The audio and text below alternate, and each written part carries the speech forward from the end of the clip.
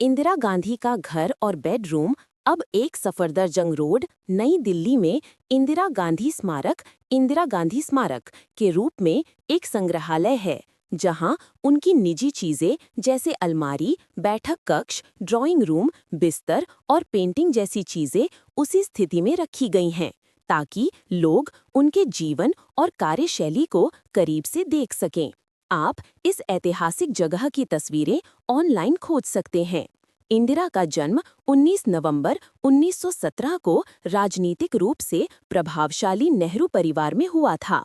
इनके पिता जवाहरलाल नेहरू और इनकी माता कमला नेहरू थीं।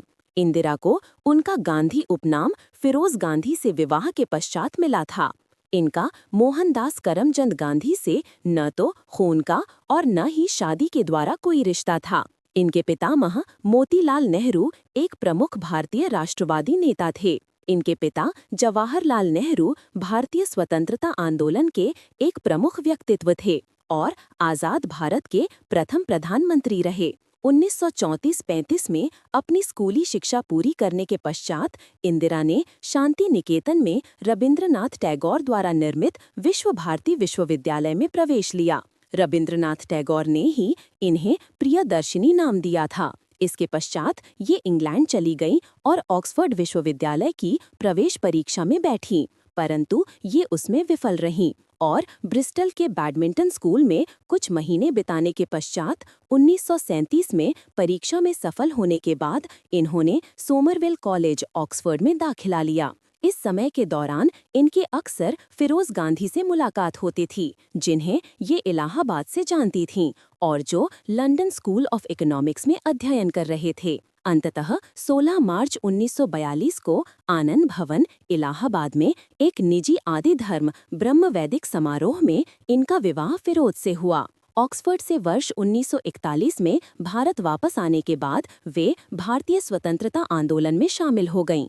1950 के दशक में वे अपने पिता के भारत के प्रथम प्रधानमंत्री के रूप में कार्यकाल के दौरान गैर सरकारी तौर पर एक निजी सहायक के रूप में उनकी सेवा में रहीं। अपने पिता की मृत्यु के बाद सन 1964 में उनकी नियुक्ति एक राज्यसभा सदस्य के रूप में हुई।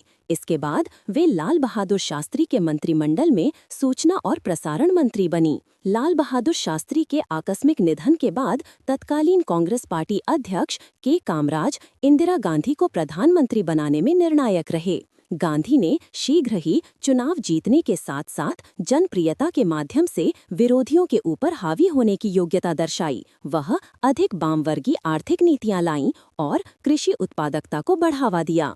1971 के भारत-पाक युद्ध में एक निर्णायक जीत के बाद की अवधि में अस्थिरता की स्थिति में उन्होंने सन 1975 में आपातकाल लागू किया। उन्होंने एवं कांग्रेस पार्टी ने 1977 के आम चुनाव में पहली बार हार का सामना किया। सन 1980 में सत्ता में लौटने के बाद वह अधिकतर पंजाब के अलगाववादियों के साथ बढ़ते हुए द्वंद्व में उलझी रहीं, जिसमें आगे चलकर सन 1984 में अपने ही अंगरक्षकों द्वारा उनकी राजनैतिक हत्या हुई। अगर वीडियो अच्छा लगे तो लाइक एंड सब्सक्राइब करना ना भूलें।